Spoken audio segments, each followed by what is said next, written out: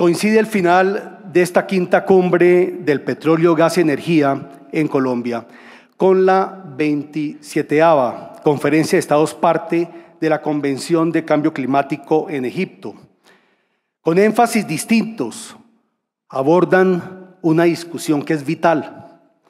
¿Cómo evitar un mayor incremento en la temperatura sin sacrificar la calidad y las expectativas de vida y de desarrollo de 8.000 millones de habitantes que dependen en un 80% de las energías a base de petróleo, gas natural y carbón?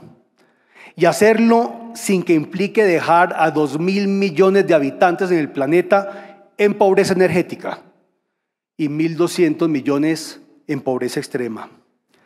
Los líderes mundiales alzaron la voz una vez más, implorando acciones concretas para contrarrestar el cambio climático. Desde el secretario general de Naciones Unidas hasta el presidente de Colombia señalaron la gravedad de lo que ocurre. No ahorraron en calificativos y señalamientos para que se tome conciencia sobre los riesgos que se ciernen sobre la sostenibilidad del planeta y la supervivencia de la especie. La humanidad tiene que escoger cooperar o perecer, señaló Antonio Guterres. El tiempo se agotó, señaló entre otras el presidente Gustavo Petro. No les falta razón. El avance de la COP21 en París no ha sido el esperado.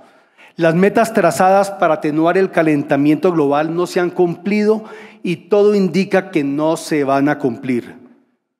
Ello tiene dos lecturas.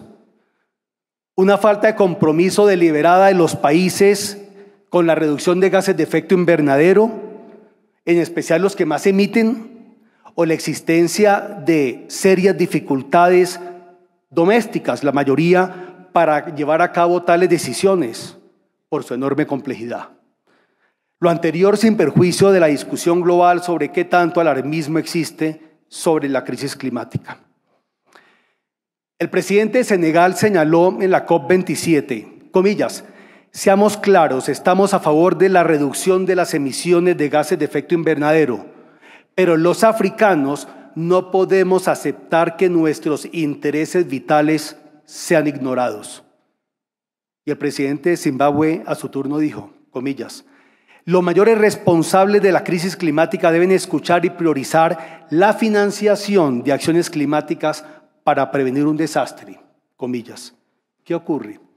Si los países de mayor ingreso per cápita, que al mismo tiempo son en su mayoría los que más emiten, no ayudan realmente a financiar la transición energética de los países de ingresos bajos y medios, no pueden exigirle a estos que se queden atascados en la pobreza. Este es el momento, y aquí se señaló, en que los 100 billones de dólares anunciados hace 6 años en París para ayudar a financiar la transición en los países de ingresos medios y bajos no se han recaudado. Y se estima que las medidas de adaptación requeridas pueden costar 300 billones de dólares más. El exministro Manuel Rodríguez aquí lo señaló. Cifras muy importantes cuya procedencia no es clara, como tampoco cuáles son las obras a realizar en cada uno de los países. Y mientras tanto, las emisiones, en lugar de reducirse, van en aumento. Según el Climate Action Tracker, al paso que vamos, es factible que al 2030 la temperatura se incremente en 2 grados. En esa línea señala The Economist, en una reciente edición, que en 10 años y no en 30 se alcanzará el objetivo acordado en la COP21 de un incremento de 1.5 grados en la temperatura, por lo que recomienda invertir en adaptación. No para bajar la guardia en materia de mitigación, pero sí ser muy realistas.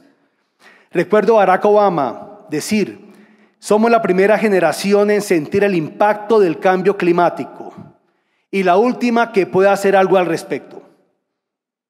Hacer algo al respecto, ¿qué significa? Significa también actuar a tiempo, en adaptación, para que el impacto sea menos devastador de que algunos vaticinan. Esto es complejo, ¿por qué? Porque la realidad energética, económica, ambiental y social de cada país es distinta.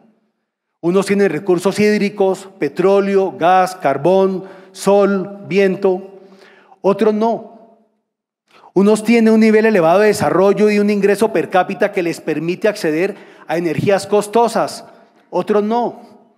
Unos dependen fiscalmente de sus recursos renovables, no renovables del subsuelo y otros no. Unos están sumidos en la pobreza y la inequidad, mientras otros nadan en la abundancia y la opulencia. Y así sucesivamente. De ahí la dificultad de alcanzar acuerdos que sean vinculantes y de poder llevarlos a cabo. Y es complejo porque toda fuente de energía tiene impactos positivos y negativos. Se conocen mejor los impactos negativos de las energías de origen fósil. No sucede igual o se visibilizan menos los asociados a las fuentes renovables. Bill Gates se pregunta cuánta potencia en vatios se genera por metro cuadrado. Imaginen un metro cuadrado de tierra necesaria según la fuente. Eólica entre 1 y 2 vatios por metro cuadrado. Solar entre 5 y 20 vatios. Hidráulica entre 5 y 50. Nuclear entre 500 y 1000 vatios. Y combustibles fósiles entre 500 y 10.000 vatios. Es decir, los combustibles fósiles son los más eficientes por metro cuadrado. Esta no es una crítica a las energías renovables, pero se está en mora de contar con análisis más objetivos sobre el efecto de todas las fuentes y de las bondades de los fósiles para tomar decisiones informadas. La discusión climática ha adquirido visos religiosos. La Inquisición es un juego de niños comparado al juicio que recae sobre quienes se atreven a cuestionar los dogmas ambientales. El fin, acabar a como dé lugar con los combustibles fósiles, con o sin fundamento, termina justificando los medios, aunque no exista certeza sobre los impactos a futuro de otras fuentes de energía. Ahí sí no aplica el principio de precaución. Este recuento tiene un doble fin. El primero, entender la complejidad de la situación climática y la necesidad de un compromiso más claro de los países que más emiten y situarnos en Colombia. Colombia, un país de ingreso medio, una matriz eléctrica limpia, un país cuya estabilidad económica y fiscal depende en gran medida de una industria que solo representa paradójicamente el 5% del PIB. Un país que contribuye con el 0.4% de los gases de efecto invernadero del planeta. Y per cápita 1.6 toneladas de CO2 por habitante. Cuando hay países que están entre 7, 8, 9, 10, 11 y 12, el promedio es 9. Pero sobre todo, un país con muchísima pobreza y una profunda inequidad social. La baja contribución de Colombia a la crisis climática claramente no puede ser una excusa para no actuar.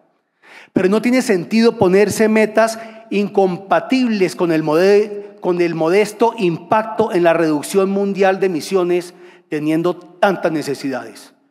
Debemos, al igual que países en similares condiciones, hacer un balance el más óptimo posible entre el aporte a detener el incremento de la temperatura y nuestra realidad. Si no tuviésemos 21 millones de personas en la pobreza y una débil clase media vaya y venga, pero no nos engañemos, una transición mal hecha implica un sacrificio descomunal en desarrollo social. En estos días señaló el exministro Mauricio Cárdenas que el costo de la transición energética en Colombia podría ser de alrededor de 30.000 millones de pesos al año, de dólares al año, entre 8 y 11 puntos del PIB al año hasta el 2050, cuando en el mejor de los casos la inversión del país es de alrededor de 3 o 4 puntos del PIB al año. La pregunta es entonces, ¿cómo financiar la transición al tiempo de atender tantas necesidades sociales? ¿Cómo hacerlo al tiempo en que se grava de manera excesiva la principal fuente de ingresos del Estado? ¿De dónde van a salir los recursos para atender ambos frentes si se marchita la industria del petróleo y gas en Colombia? Por eso hemos insistido en hacer una transición responsable, alineada con una diversificación de las exportaciones que solo debe considerarse a partir de una transformación productiva en la que la economía crezca, no es marchitando la industria, y una fiscal que permita eventualmente sustituir los recursos que la industria le aporta al país, pero sin sacrificar la seguridad y la soberanía energética, ni renunciar a exportar petróleo y a exportar gas.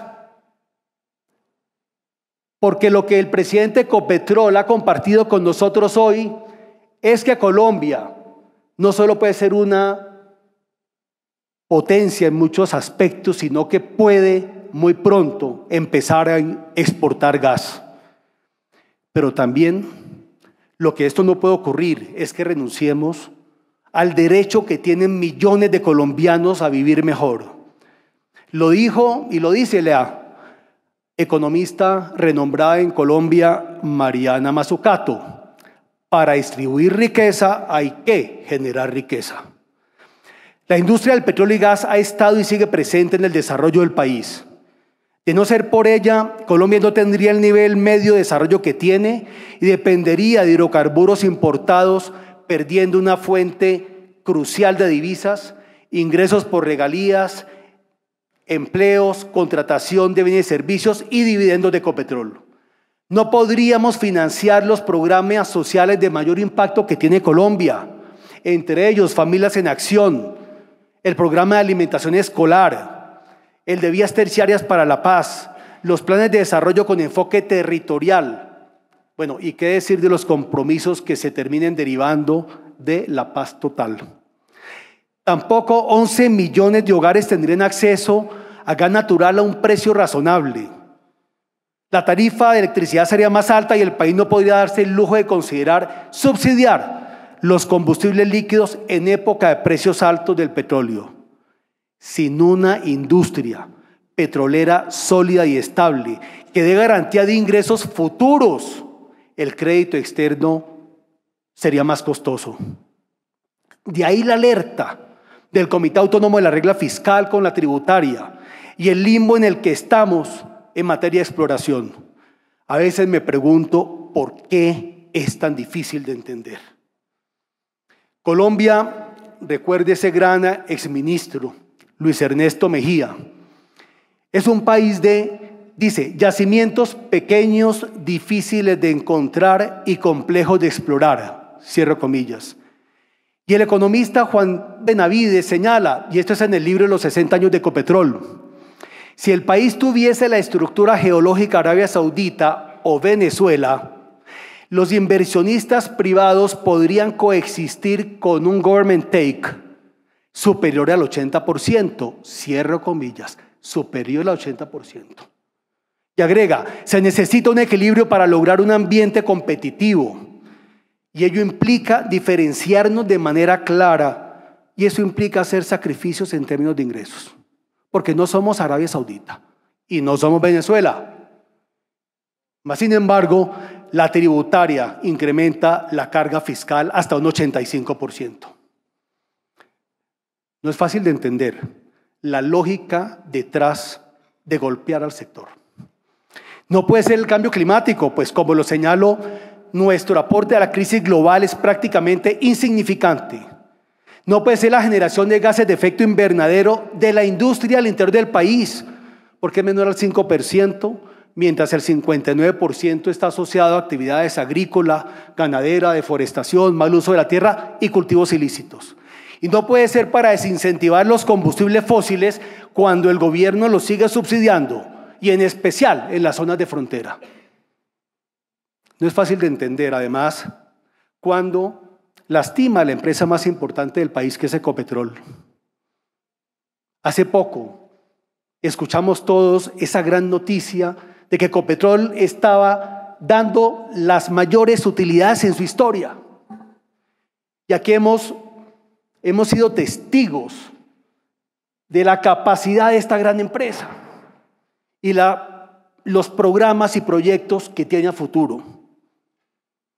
Pero si no se aclara pronto el porvenir exploratorio de Colombia, es cuestión de tiempo para que la empresa pierda valor. Porque si se prohíbe la nueva exploración, tarde o temprano cae la producción. Y esto no afecta solo a la empresa, sino al grupo. Porque la infraestructura de gasoductos, oleoductos, terminarán a la vuelta de un tiempo no siendo más que arrume de tubos oxidados. ¿Y será que vamos entonces a esperar a llegar a la vuelta de 15 años, por decirlo menos, a que la refinería de Barrancabermeja carezca de crudo para poderla cargar?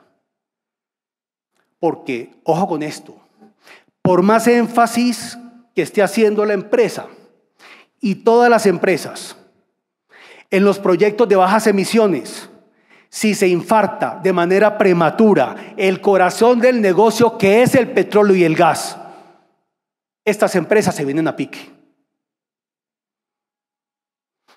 ¿O será que el gobierno lo que quiere es estatizar la industria petrolera? Al igual que otros sectores, a desincentivar a como dé lugar la inversión y presencia de las empresas privadas, a desvalorizar la industria, como lo ha dicho el presidente. Todo indica que la mira y la tributaria fueron estas compañías, pero lo que se espera recaudar de Ecopetrol podría recibirla la nación vía dividendos.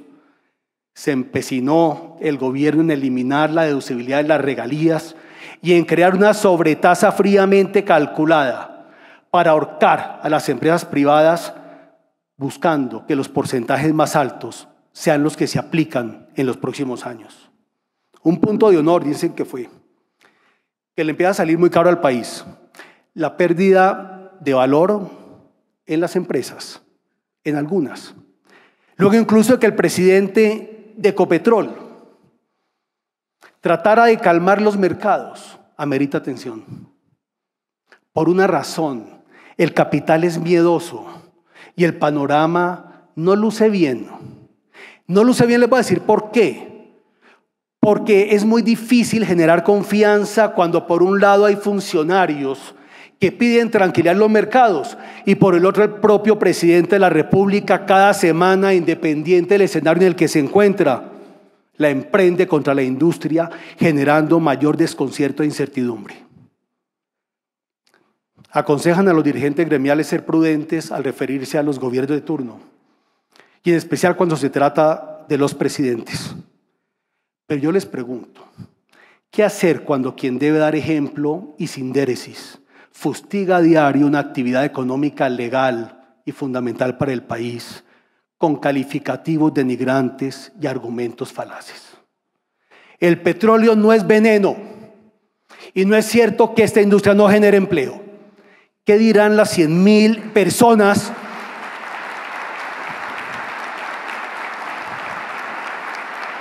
El petróleo no es veneno y no es cierto que esta industria no genere empleo?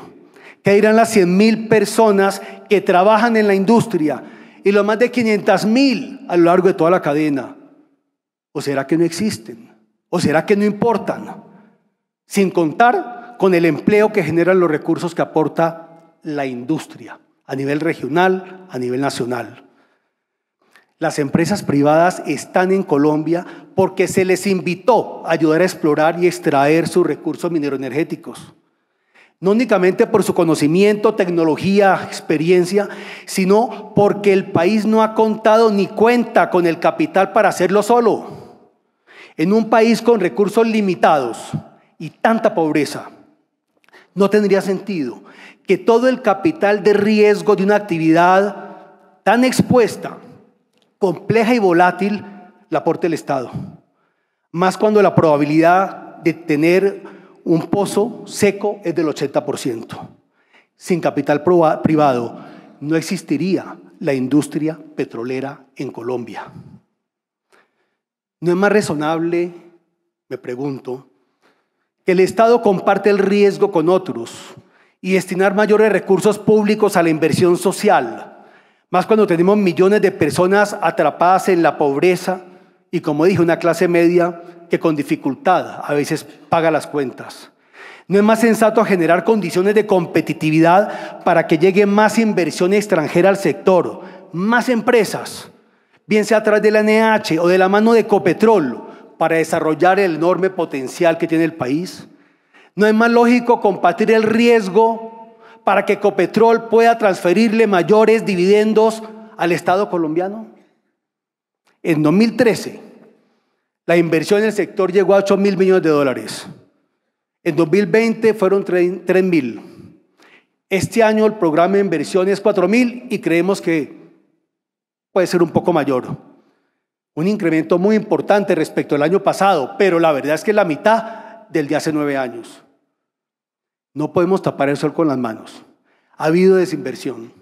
Se han ido empresas muy importantes y en este momento se juntan la reforma tributaria, la incertidumbre exploratoria, el Tratado de Escazú, varios misiles de iniciativas de proyectos de ley contra la industria en el Congreso y la exacerbación de la llamada conflictividad en territorio con una autoridad precaria y una policía humillada.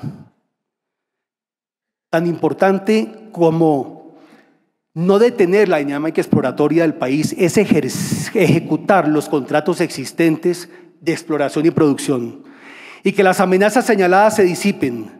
Es ahí donde la voluntad política y la articulación de las entidades es fundamental. Así lo entiende la ministra de Minas y Energía y el presidente de la Agencia Nacional de Hidrocarburos, quienes están trabajando para sacar adelante esos contratos, para optimizarlos, para destrabar los que están suspendidos. Con ellos, con el director nacional de planeación, con el Ministerio de Ambiente, se avanza bien en una agenda de trabajo promisaria. El mundo continuará demandando petróleo y gas natural durante varias décadas, salvo se presente un fenómeno disruptivo que a la fecha no se vislumbra.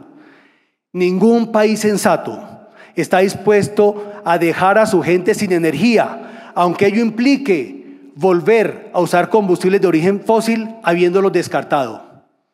La energía más costosa es la que no se tiene. Esa realidad no debe verse como una involución. Europa se equivocó cuando creyó que transitar energéticamente era volcarse a las fuentes renovables a nivel doméstico, pero depender del petróleo y del gas importado. El caso de Alemania es patético.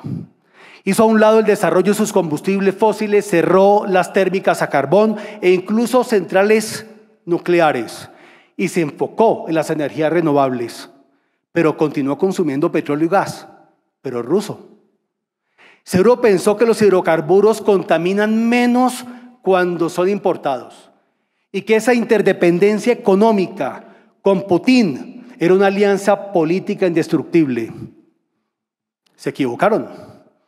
Entregaron su seguridad energética, su seguridad nacional a un régimen no confiable y ahora pues seguramente reza para que termine la guerra en Ucrania y se normalice el abastecimiento desde Rusia.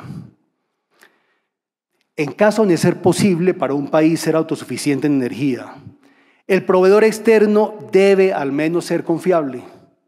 Esa elección no podría ser más oportuna cuando algunos insisten en importar gas de Venezuela, teniendo gas en Colombia, como lo ha señalado el presidente de Ecopetrol. No creo sinceramente que nadie en Colombia piense que Nicolás Maduro es más confiable que Vladimir Putin. La experiencia indica que es mala paga y que no cumple. La economista Agnia Grigas aquí indicó que deberíamos seguir el ejemplo de Noruega, que teniendo una matriz local limpia, continúa produciendo petróleo y gas para exportar, para abastecer las necesidades de otros países. Colombia puede avanzar en una agenda de transición integral y desarrollar otras fuentes de energía y fortalecer su industria del petróleo y gas. Es lo que están haciendo los demás países productores. Pero no, pareciera que hay quienes están empeñados en forzar al país a recorrer el camino doloroso de Europa, pese a las voces de alerta que se escuchan con fuerza desde distintos sectores sociales, políticos y académicos. Voces que le piden al gobierno y al Congreso examinar con mayor cuidado el efecto de una política que, como está planteada, puede causarle un daño irreparable al país. Esa transición debe abarcar, por supuesto, toda la cadena. ¿Qué sacamos con electrificar más la matriz energética si se incentiva una movilidad basada en combustibles fósiles? Si no se cuenta con infraestructura de distribución y de estaciones de servicio que provea distintas fuentes de energía. Si los vehículos y las motos eléctricas son tan costosas, si nadie se preocupa por la reconversión laboral de los mecánicos, de la transformación de los talleres que hoy día se especializan en motores de combustión. ¿Dónde está ahí la transición justa para ellos? Nadie lo menciona.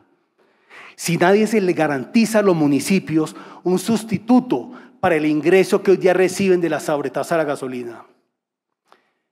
No habrá transición energética en Colombia sin transición del parque automotor. Podemos electrificar, ampliar más la oferta de gas en nuestra matriz energética para reducir la dependencia en los combustibles líquidos, lo que toma tiempo. Pero mientras tanto, el país está en mora de contar con un buen sistema de almacenamiento estratégico, no solo operativo, de gasolina y diésel, que no lo tenemos. Y en la construcción con todos los actores de una política de movilidad sostenible que nos permita avanzar hacia un parque automotor y una infraestructura de distribución de energía más diversificada. Voy concluyendo. Hubiésemos querido que el presidente de la República estuviese en la clausura de esta cumbre del petróleo, gas y energía. Seguro pensó se trataría de un escenario hostil y está en todo su derecho de escoger dónde ir y dónde no. En este caso, sin embargo, se equivoca. Pues si algo caracteriza a la industria del petróleo y gas es el respeto. Tenemos serios reparos y diferencias con su política minero-energética y así lo hemos señalado y lo seguiremos haciendo con franqueza. Pero reconocemos la investidura y la institución presidencial y siempre estaremos abiertos a un diálogo constructivo.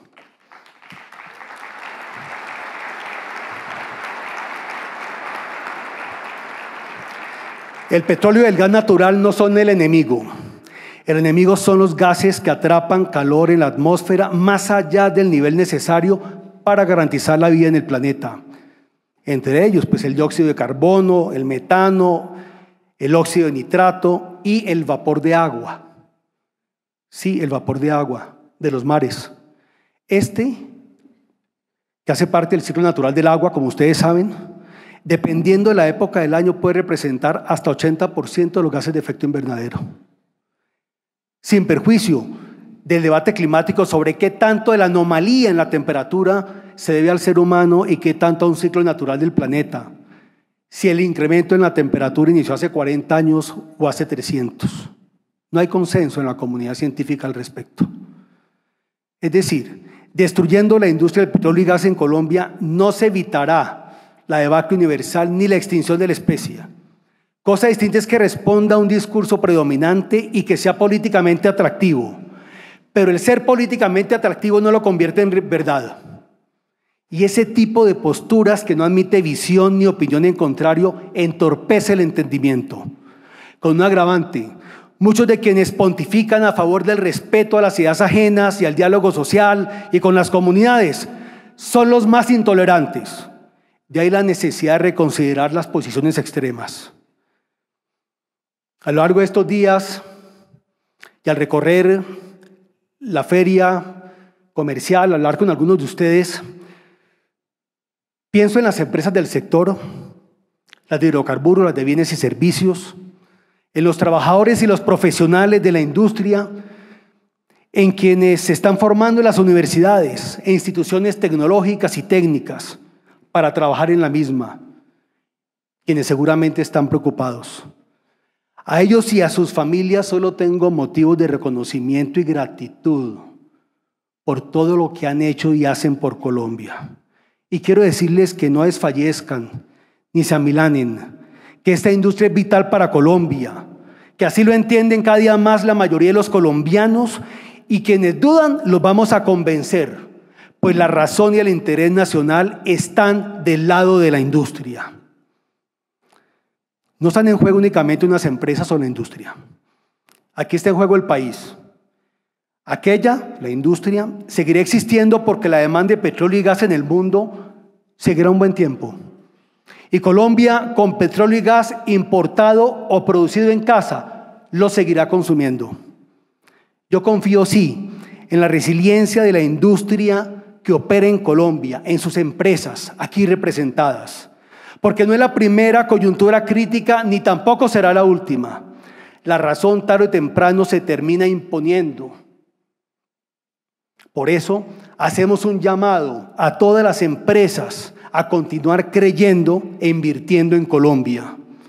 Creer e invertir para seguir aportando al desarrollo del país como lo ha hecho durante 100 años, con un énfasis especial más allá de lo que ya se está haciendo en programas de reforestación, en tener unas operaciones más sostenibles. ¿A qué me refiero?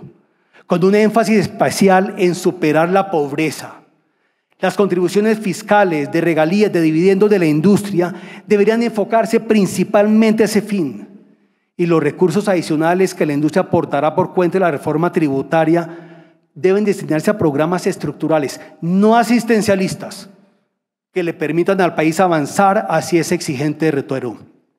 En eso estamos sintonizados con el gobierno nacional. Petróleo para erradicar la pobreza. Petróleo para erradicar la pobreza. Esa debe ser la obsesión. Pero preocupa a Colombia y no lo puedo ocultar. El objetivo de entronizar un modelo económico cimentado en una economía planificada, de estatización de bienes y servicios, en el que la iniciativa privada y el libre mercado tienen un rol residual, es muy grave. Un sistema en el que la pobreza se combate con subsidios y no con el fortalecimiento del aparato productivo y la generación de empleo formal es insostenible, salvo se trate de una estrategia para pauperizarlo, incrementando la dependencia de los ciudadanos en el Estado para fortalecer su poder y atornillarse. Permítame finalizar con una referencia personal que la verdad incluso dudé si incluirla, pero creo que es pertinente. Es la reflexión de un colombiano que algunos de ustedes seguramente conocieron o han escuchado de él, muy cercano a mí, a mi corazón. Y me refiero al exministro, ex candidato presidencial Rodrigo Lloreda Caicedo, mi padre. Días antes de él ser vencido por el cáncer, a mi edad, y esto fue hace 22 años, él nos reunió y nos dijo: me preocupa la suerte de mi país. Hice todo lo posible por servirle en mi región, en la educación de las nuevas generaciones, en el manejo de su política exterior y en su preparación para enfrentar todas las amenazas que se ciernen sobre ella. Y dijo: esas labores nunca se completan, pero habrá generaciones nuevas, fuertes y vigorosas, que no dejarán que la patria se disuelva. Nosotros somos parte de esa nueva generación. De nosotros también depende, y sí que depende, que la patria no se disuelva. De ahí la importancia de defender sin titubeos la industria del petróleo y gas. Por una razón, porque su defensa es la defensa de Colombia. Muchas gracias.